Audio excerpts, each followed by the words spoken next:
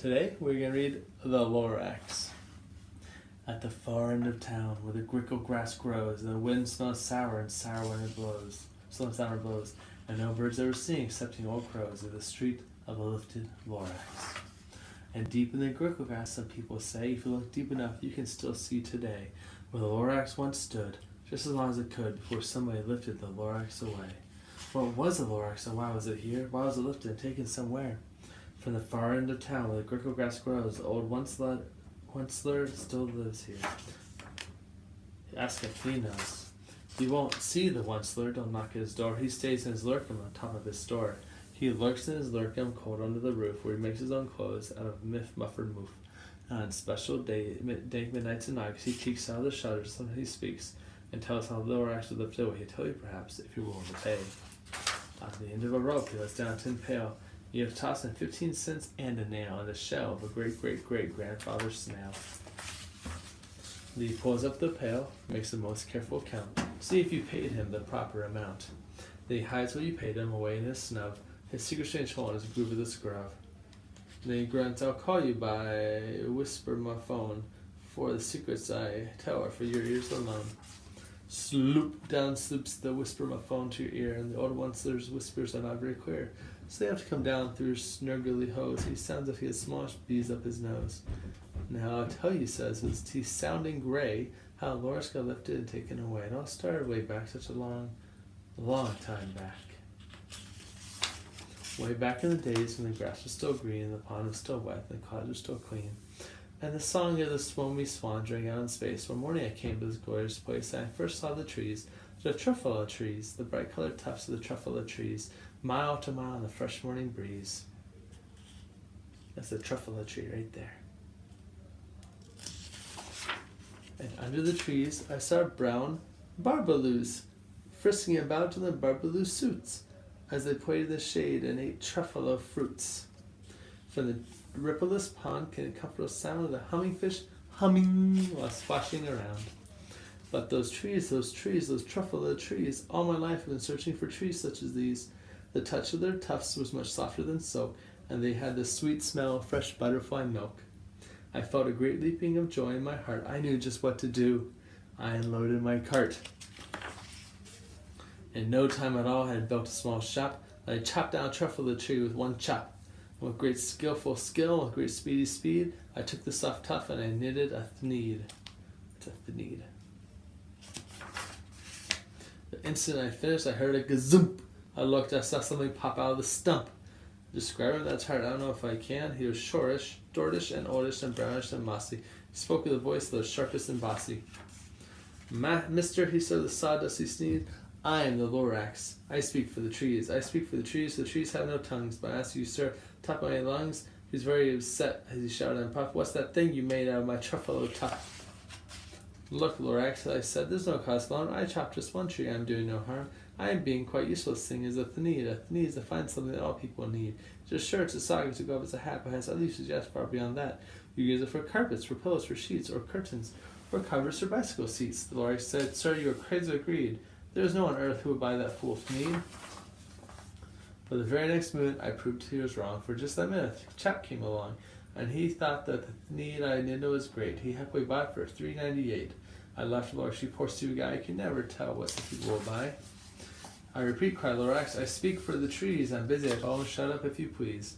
I rushed across the room and in no time at all built a radio phone. I put in a quick call. I called my brothers and uncles and aunts and said, listen, here's a wonderful chance for the whole once-ler family to get mighty rich. Get over here fast. Take the road to North Nitch, turn left to Weehawken, sharp right at South Stitch. And no time at all in the factory I built, the whole once-ler family is working full tilt. We were all knitting thneeds as busy as bees, to sound the chopping of truffula trees. Then, oh baby, oh how my business did grow, how chopping one tree at a time was too slow. So I quickly invented my super axe hacker, which whacked out 4 truffula trees at one smacker. We were making thneeds 4 times as fast as before, and that Lorax, he didn't show up anymore. But the next week, he knocked on my new office door. He snapped down the Lorax who speaks to the trees, which you seem to be chopping as fast as you please. But I'm also in charge of the brown barbaloos, who live played in the shade of their barbaloo suits, and happily live eating truffula fruits. Now, thanks to your hacking my trees to the ground, there's not truffula fruit to go around. And my poor Barbaloots are getting their crummies, all getting the crumbs because we got enough food in their tummies. They love living here, but I can't let them stay. They'll have to find food. I hope that they may. Good luck, boys, he cried, and he sent them away. The ones to their foot size, I watch them all go. But business is business, and business must grow, regardless of crummies and tummies, you know. I meant no harm, I most truly did not, but I had to grow bigger, so bigger I got. I biggered my factory, I biggered my roads, I biggered my wagons, I biggered the loads. Of the thieves I shipped out, I was shipping them forth to the south, to the east, to the west, to the north. I went right in biggering, so I morphed the needs, and I biggered my money, which everyone needs. Then again he came back, I was fixing some pipes. When old nuisance Lorax came back, more gripes. I am the Lorax, he coughed and he whiffed. He sneezed, he snuffed, he strangled, he sniffed. Once though he cried with querulous croak, once there remained such smog of the smoke. My poor swomy swans, why they can't sing a note? No one can sing who has smog in their throat. And so, said Lorax, please pardon my cough. They cannot live here, so I'm sending them off. Where will they go? Oh, I don't hopefully know. They may have had 5 for a month or a year, escape from the smog you've smogged up around here. Smog is the bad smoke that comes in the air from too much burning or cooking or industry, cars. What's more simple, Lorax is dander. Resembles safely words about the guppity gup. Your machinery chugs on day and night without stop making guppity gup. Also sloppity slop. And what do you do with this leftover goo? I'll show you, dirty old once the man you. You're gumping the pond where the humming fish hum, but no more can they hum, for their gills are gummed. So I'm sending them off. Oh, their future is dreary. They're walking on their fins and get woefully weary in search of some water that isn't so smeary. And then I got mad. I got terribly mad. I yelled at the Lorax and listen here, Dad. All you do is yap yap and say bad, bad, bad. Oh, I my rights. Sir, I'm telling you, I tend to go on just what I do. For information, your Lorax, I'm figuring and bigger and bigger and bigger and bigger and turning more truffle trees than the needs, which everyone needs.